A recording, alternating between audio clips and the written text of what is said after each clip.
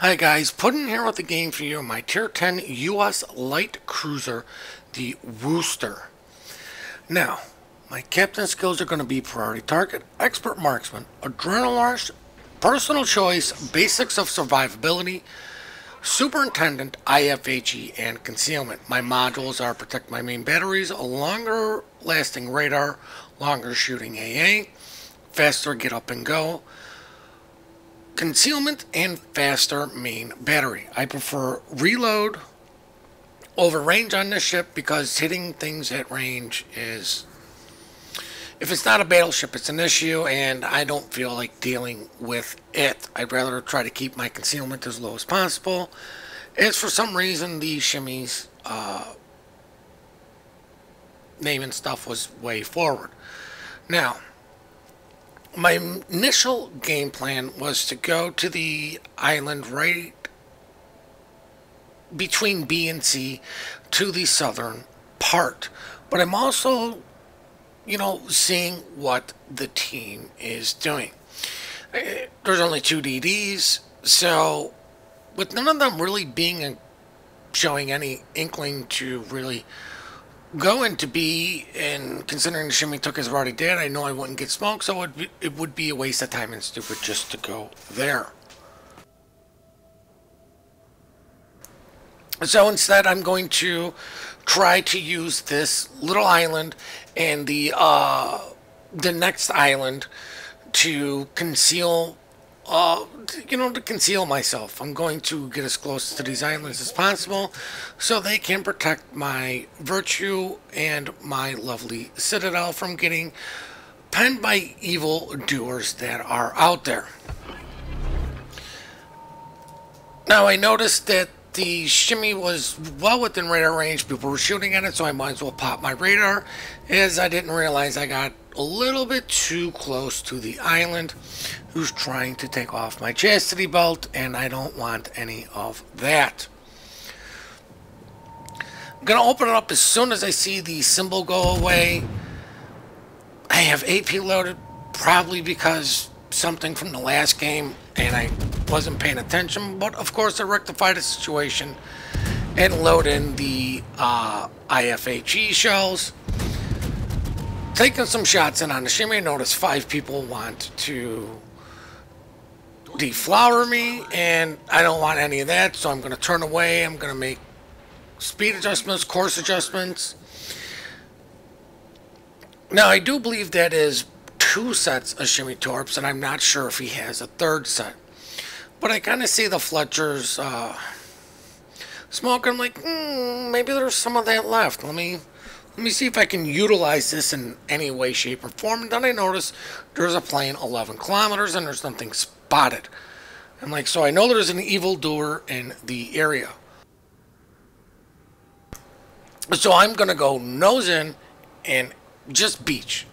This is an intentional grounding because the plane gave me a warning that there's something over here that's not spotted. And the last thing I want to do is be showing any sort of side or be in an compromising position. Now, I only have 2 guns to bear on the Baltimore, but I am reversing and turning, and I'm using the island, for concealment. Luckily for me, there's the other island in front that is also concealing him, or concealing me from him, along with the Fletcher smoke, and I was too far for the plane to see me because planes only have a detection, or can only see things 11 kilometers. Now, when you're shooting over islands, when you can't see a target, you've really got to pay attention to the mini-map to see if the guy is turning, especially with the introduction of, the line there. You can see if the guy is going to turn or not. The torpedoes, of course, he's going to turn to try to dodge them.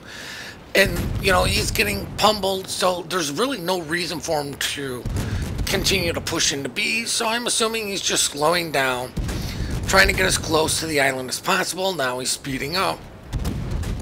But as you can see, most of my shells were making it over until he got to the higher part of the island. I noticed the DD was there, hit my radar, and I start going to town on him. Now, even though it says I'm hitting the island, I'm still going to be shooting because you can see some shells are making it through, so I am not believing it's hitting the island indicator. I'm not exactly sure where these shells are getting through, which is why I kind of keep zooming out a little bit just to see. Now I am moving forward to try to get, everything to bear onto this guy. Notice that all of his torps were gone or used, which is kind of why I did push out. See the Baltimore, you know what, you might as well take shots in on him because you never know how many it's going to take to actually finish this guy. Luckily for us, our Fletcher was smart enough to use his guns and finish him. We see the Kronstadt, and you know what? IFHE and German cruisers just eat these Russian cruisers for breakfast. I mean, Stalingrad just gets eaten alive by Worcesters and Hindenburgs, Seattle's, Cleveland. I mean, anything with IFHE just really eats those ships up alive. Considering the normal playstyle for most of those guys is to sit still, stay bow on, and it's really easy just to ripple fire and burn and pretty much just kill them. Now, and with all of that going on, still nobody's gotten a cap for us. We're winning just because we have this ship lead, but it is only one. The enemy has 2 caps to our 1, which is why I'm pushing in this way. I figured the Montana to be dead to the Zal for the Zal torps, but I'm kind of hoping that he's going to take the Kronstadt down with him. As you can see the nice juicy damage I am getting on these poor Zal. You may have troll armor, but IFHE doesn't care about troll armor. It just cares about the thickness. And it's not that trolly, especially for IFHE. Luckily for us, the Kronstadt does die, and by some miracle, the Zal missed all his torps. Oh, no, his torps landed. So the Zal did torp our Montana, who did deal with the Kronstadt. Now, I'm figuring the Massachusetts is, well, figured, you know what, he should be able to handle the Zal as long as this Fletcher really doesn't get involved in a fight. He already knows his Zal's got 1 set of torps, so if he sees him turn broadside, he knows he's sending another set of torps, or hopefully. He is bow on to him, so the correct move there would be to slow down so the torps have plenty of time to gain, to spread out, and hope there's a Massachusetts-sized gap in the torps. Like I said, the only problem that's going to come into play is the Fletcher. Whether or not his torps are loaded or not, but as you can see, we are capping B. Now, of course, I'm still making sweet love to lovely islands. This ship, for the most part, is a Tier 10 Atlanta. This stupid notion that it's a U.S. Minotaur. No, the Minotaur has the ability to make its own concealment to where the Worcester has to use the natural concealment. The other thing is the British cruisers get like a built-in get up and go faster, so they really can get the speed a lot faster to where, you know, you have to put the module in for this. Now, the reason I'm kind of going bow, showing that I was going to go north, was I am well within range of anybody that is over at sea. But while I was detected, I was going to kind of indicate that I was going to be on this side of the island in case the Fletcher wanted to come with me or come at me. But what I want to do is I want to go around. I want to support our Fletcher, because what I'm hoping is our Fletcher is going to spot the Zal. I'll be able to punish the Zal, and I'm going to have this island once again to protect my sweet broadside from all those evildoers that are at sea. I get plane spotted, and I'm just waiting for that indication. And you know what? I fired a little bit early, just hoping that it would be over. But oh look, there's a broadside. Well, broadside Zal that's not shooting his guns at all, and now he's turning away. I wonder if he's sending torps, because he used the other set, I believe, against the Massachusetts, So this other set may or may not be loaded, depending on what kind he has. Oh look, he's turning to use his torps like a numbskull. Now, this is why I kind of like the engine mod here, is because I'm slowing down, turning in, speeding up, turning in, and look at it, made that sweet little gap with no torps. The Fletcher's still in the area because I am hard spotted. Now I am plane spotted. I hit my screw you carrier button, and the fighter goes, screw you, I'm just gonna circle around, and maybe I'll come back, maybe I won't.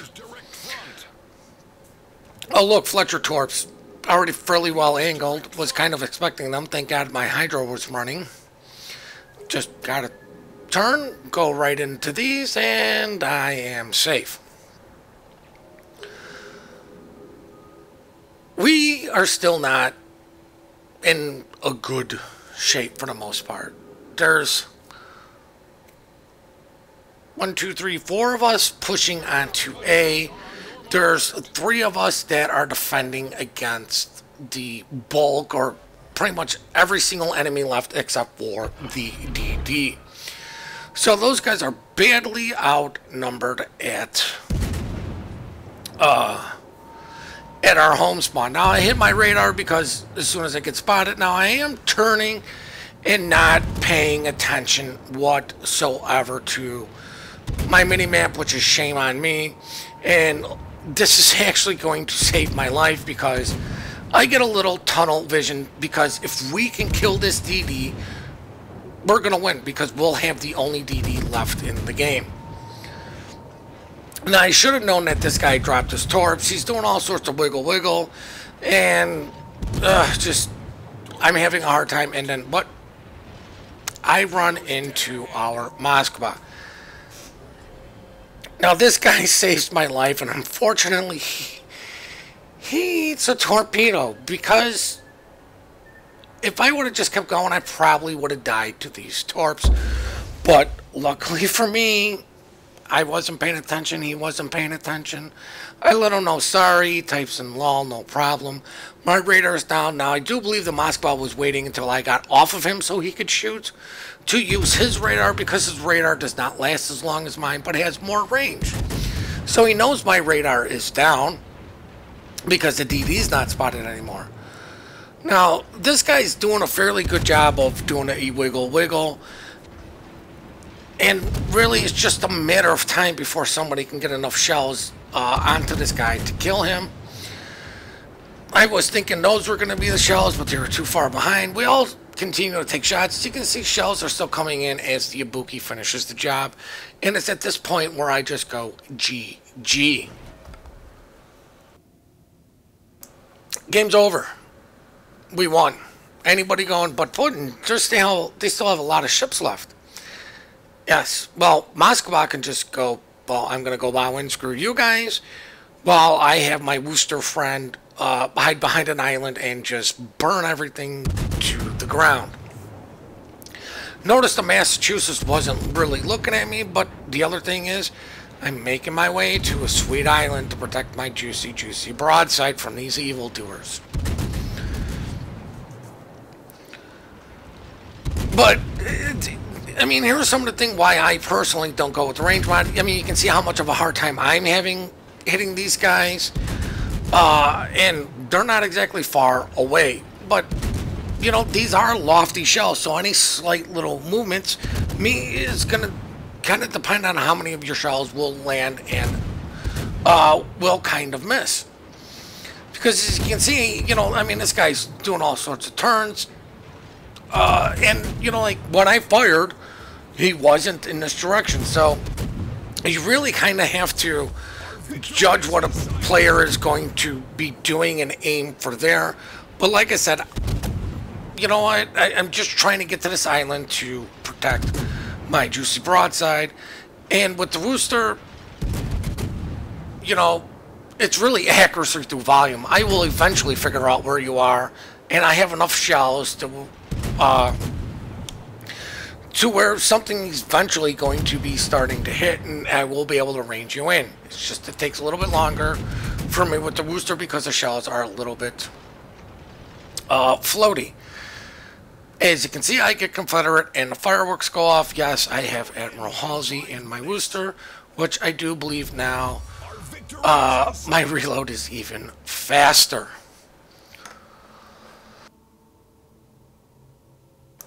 But anybody who thinks that we are going to lose or have a chance to lose, well, you're wrong. And this is where, you know, paying attention to the mini-map and what is going on. I'm not going to lie to you. I am surprised the Cleveland walked away from that alive. All we have to do really is live. Protect our DD. Make sure either one of these two cruisers don't get close enough, because I do believe they have an enemy Worcester. Don't get close enough to kill him. And we're going to win this game. If we just simply sit there and support him, we're going to win, because we will always have the spotting advantage over them. If I was actually a fast typer or a better typer and a better speller, I would probably be communicating more with the DD. But as you can see, I pretty much followed him around, and I'm kind of hoping that he recognizes that I've just been following him ever since, you know, we got B and went out and dealt with the Zal. Now, once again, I'm going to turn away. I'm going to get next to another island. And if I see this guy shooting a different direction, or his gun's looking in a different direction, and they are, I'm going to open up. But the Massachusetts is going to make the correct call, ignore what he just shot at. His turrets were kind of already looking at me. He's got his secondaries going to town on me. He's going to turn his ship to deal with me. But I planned for this, and I got to this little island. I got to the island, so he can't see me, and I can see him thanks to our Fletcher friend. And I can just sit here and rain fiery death upon him. Well, you know, it doesn't matter who gets the kill as long as the guy dies. But, you know what? I do like to ripple fire even when I'm behind an island, because if they just, you know, sometimes shoot and one or two of the shells go over, it could be disastrous. Now, this is what I was afraid of. Our DD is smoking up. Now, the Worcester is like 10 kilometers from me, and if the DD is smoking up, it can clearly mean that he could see the DD, but I'm well within radar range, and he's dark. So I pop my radar for our Moskva and the DD, pretty much for everybody to shoot at him. I have more health than this guy, so I should easily be able to win this fight even without any sort of help. But I mean, look at that lovely rainbow that is going on as I set a fire as the Moskva finishes them off with secondaries, but the Worcester finished our Moskva. It's 3 ships to 4, but we've had 3 caps longer. And it doesn't matter. All we have to do is run away, because if we just protect one cap, we are going to win just by points alone. And of course, can you imagine what cap I want to protect? Would be C. It doesn't mean that if I can't get any more cheeky damage in, I'm going to try to get cheeky damage in. Now, one other thing that I did want to point out is some of the reason I did choose this replay is because raw damage doesn't equalize into credits and experience, as we are going to see in the post-battle results, which are coming up now. 139,000 damage, 2 ships sank, Confederate, 2 assisted base caps, puts me at number 1 on the team with base experience of 2,300. Now, I know I don't normally go through all my stats like that at the end, but it's kind of bringing home the message of it's not raw damage, it's percentage of damage. You need to play your ship to your strengths, to the best of your ability, to damage to help your team win and do the correct amount of damage to the correct ships at the correct time. That's usually what separates the good players from the bad players. Now, we do appreciate all the support you guys do give us. We do love the comments. Well, yeah, we do love the comments, and we do love the replays you send us. The information for the replays is in the description down below. Please remember to compliment good teamwork, good team play. We are quick to report, slow to compliment. Please hit that like and subscribe button, and have yourselves one heck of a great day.